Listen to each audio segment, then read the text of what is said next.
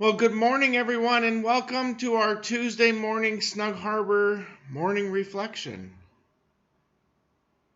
I hope everyone is doing well. I'm just waiting 1 minute. I want to make sure that the cottage is on. So give us a minute.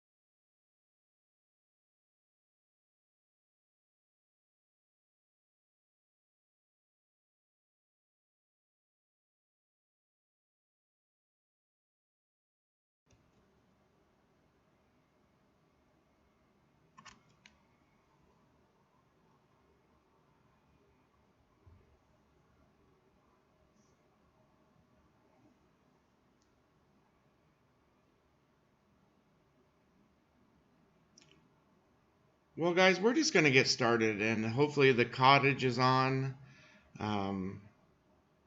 So as we start this morning, let's start with our serenity prayer.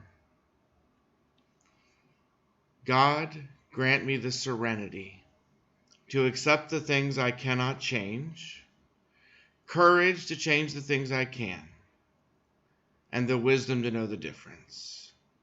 Drawing on that wisdom every single day to improve our lives, to work the steps.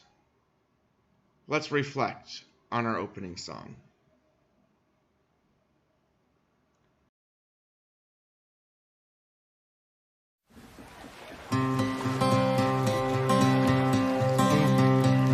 In my wrestling and in my doubts, in my failures, you won't walk out. Your great love will lead me through.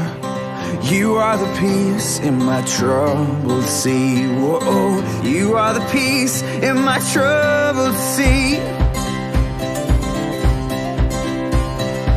In the silence, you won't let go. In the questions, your truth will hold. Your great love will lead me through. You are the peace in my troubled sea. Whoa, you are the peace in my troubled sea. My lighthouse, shining in the darkness, I will follow you. Oh, my lighthouse, I will trust the promise. You will carry me safe. to shore, safe to shore, safe to shore, safe to shore. I won't fear what tomorrow brings. With each morning I'll rise and sing. My God's love will lead me through. You are the peace in my troubled sea. Whoa, you are the peace in my troubled sea. Oh, you are my light, my lighthouse, my lighthouse, shining in the darkness. I will follow you. Oh, my lighthouse, my lighthouse. I will trust the promise. You will carry me safe to shore, safe to shore, safe to shore, safe to shore. Fire before us, you're the brightest. You will lead us through the storms. Fire before us, you're the brightest. You will lead us through the storms. Fire before us, you're the brightest. You will lead us through the storms. Fire before us, you're the brightest. You will lead us through the storms. My lighthouse, shining in the darkness. I will follow you. My lighthouse, I will trust the promise. You will carry me safe to shore, safe to shore, safe to shore, safe to shore.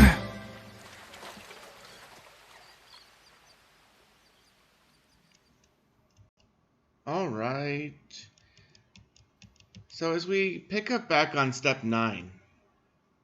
In step 9, we made direct amends to such people whenever possible, except when to do so would injure them or injure others. And when we look at step 9, we need to ask ourselves, how many people are still living in the shadow of our unkept promises? Think about all those promises you made and failed to keep. Is it too late to go back now and try to make it up to them? It's a good question. And I'm going to tell you, I think the answer is no. It's never too late. A great example of this is King David. King David had made some promises to his friend Jonathan. One day, David asked, "Is anyone in Saul's family still alive? Anyone to whom I can show kindness for Jonathan's sake?" David had made some promises to Jonathan that he had lost track of, that he had failed to keep. And when it came into his mind that he had done this, he wanted to make things right. Well, Jonathan had only one living son. His son had lived a long time with the pain of David's unkept promise. The pain that he had carried with him had shaped his lifestyle, his emotional condition, the way he thought about himself. His grandfather, King Saul, had mistreated David before David had become king.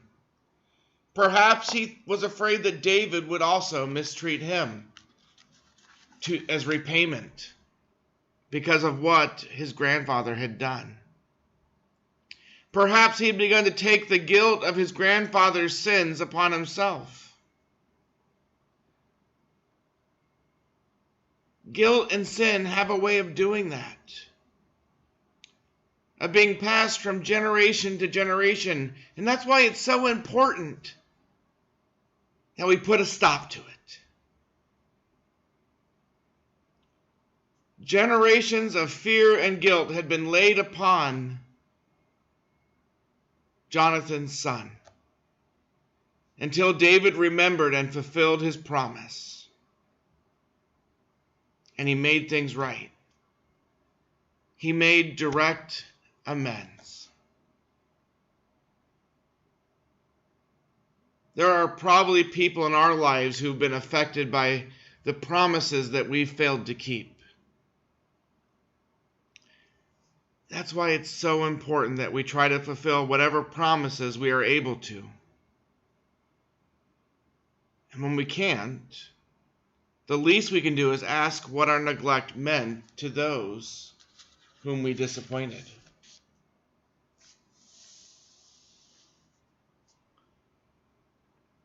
In step 9, we made direct amends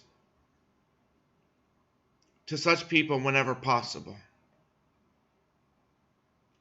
To complete step 9, we must take action on our list that we made in step 8. We must make amends. We must make restitution, offer our forgiveness. But most of all, we must receive and model the gift of grace that we have in our own lives. We look at that word grace this morning. Grace, first of all, the G is God's gift. Grace is a gift from our higher power. Grace cannot be bought. It is freely given by our higher power to us when we complete step 9. And in doing step 9, we are to offer or give our amends and forgiveness and expect nothing back. That is exactly the way we receive grace from our higher power. Our higher power expects nothing in return when he gives us grace, when he gives us forgiveness, when he gives us freedom. Grace is a free gift. And as we receive it freely into our lives, we need to be willing to give it freely as well.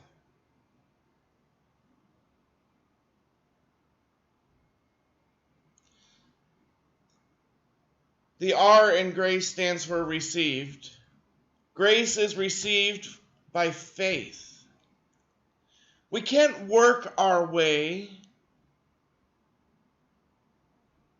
to forgiveness. We can't work our way to being good enough. It's only turning our life and our will over to our higher power. It's only through our faith in our higher power that we can find the strength and the courage that we need for us to make our amends and to offer our forgiveness. We receive it freely and we need to give it freely. The A stands that we are accepted by our higher power's love. Your higher power loved you while you were still active in your addiction. Grace is the love that gives. Grace is the love that loves the unlovely and the unlovable. We can love others because our higher power first loved us. Because our higher power first forgave us. Many addicts spend years feeling like they are not lovable, that they are not accepted, that they are outcasts. And maybe you're here with us this morning and you feel that way. You feel that pain. Maybe you're sitting here and you think, no one can love me. Shane, you don't know what I've done.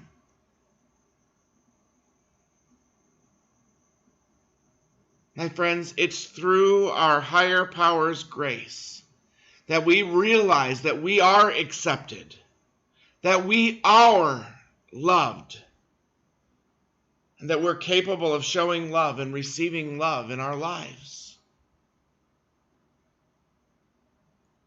The C in grace stands for a choice. We choose to make amends. We need to be willing to sacrifice our pride and our selfishness. We must speak the truth in love and focus on our part in making amends or offering forgiveness to those who have hurt us. This is a choice we make every single day in every interaction that we have with people. When we stop choosing to forgive and start harboring bitterness in our hearts, we're going to find it very difficult to maintain our recovery. Finally, the E in grace stands for this everlasting gift. Grace is a gift that is freely given. There is no cost to it. There is no deadline on it. It is a free gift that is wrapped up for us in each and every day that we spend here on this earth. Imagine waking up Christmas morning to this elaborately wrapped present. Think back to when you were a child and you saw a present under the tree. What's the first thing you wanted to do? You wanted to tear into that present. Can you imagine leaving it there?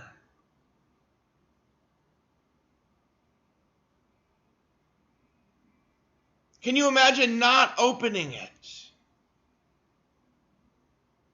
I mean, you know it must be wonderful. The paper is beautiful. You know it's something you need, and yet you leave it there. Grace from our higher power is just like that gift.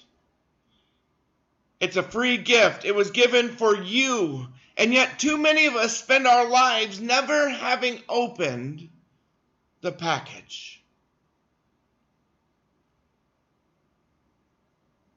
Guys, it's not enough to bring the gift into our house. We have to open it.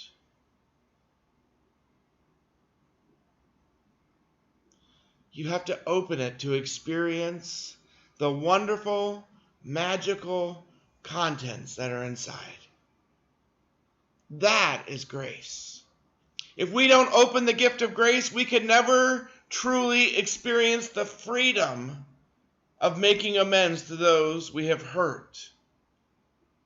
Because in order to truly make amends and truly seek forgiveness and to offer forgiveness, we must utilize the grace that has been given to us.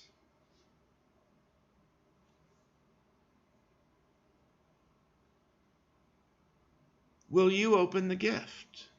That's the question. Will you open this gift of grace and draw on strength greater than yourself to overcome your hurts, your habits, and your hang-ups? And maybe you're sitting there this morning and you're saying to yourself, I don't deserve it. I'm not good enough for that. I'm a failure. I'm an addict. And the list goes on and on and on of things that we can say of why we don't deserve it. But that's the thing, guys. That's the thing. I don't deserve it. You don't deserve it. But it is a gift that has been given to us anyways. By a higher power that loves and cares for us.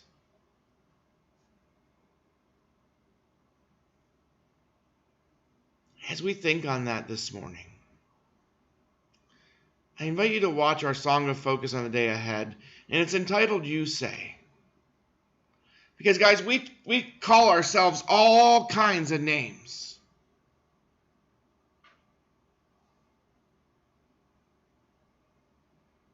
And yet our higher power calls us his. Think on the words of this song with me.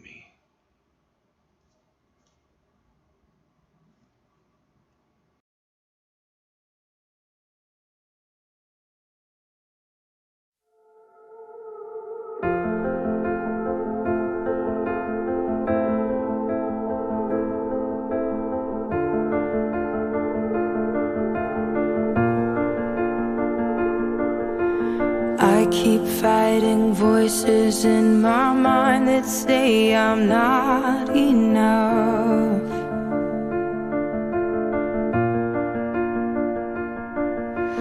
Every single lie that tells me I will never measure up.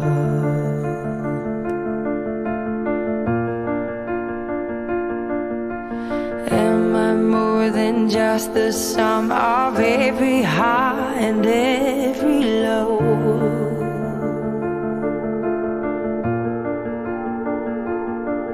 Remind me once again just who I am, because I need to know. Ooh, oh, you say I'm loved when I can't feel a thing. You say I'm strong when I think I'm weak. And you say I am held when I am falling short. And when I don't belong, oh, you say I am yours. And I believe, oh, I believe what you say of me.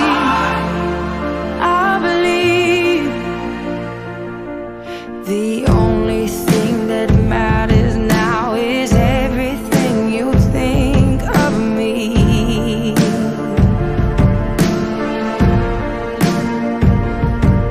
In you I find my worth, in you I find my identity. Ooh, oh, you say I'm loved when I can't feel a thing. You say I'm strong when I think I'm weak. And you say I am held when I am falling short. When I don't belong, oh, you say I am yours. And I believe, oh, I believe what you say of me. Oh, I believe.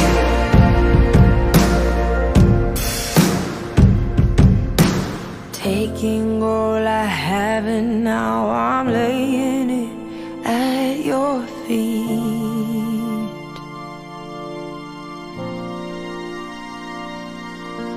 You'll have every failure, God. You'll have every victory. Ooh, oh, you say I'm loved when I can't feel a thing. You say I'm strong when I think I'm weak. You say I'm held when I am falling short. When I don't belong, oh, you say I'm yours. And I believe, oh, I believe what you say of me. I believe, oh, I believe, yes, I believe what you say of me. I believe.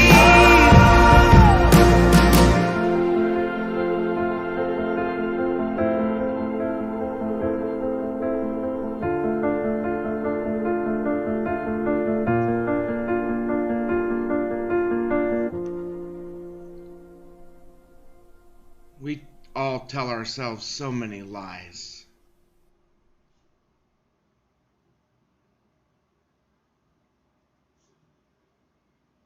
I'm not good enough. I can't be good enough. I'm not strong enough. We put labels on ourselves: addict, liar, failure, thief. And yet none of those are what we're meant to be.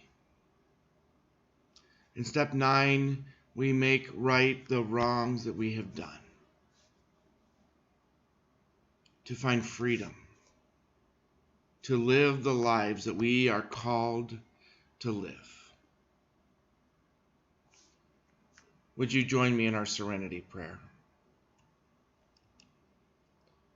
God, grant me the serenity to accept the things I cannot change, courage to change the things I can, and the wisdom to know the difference.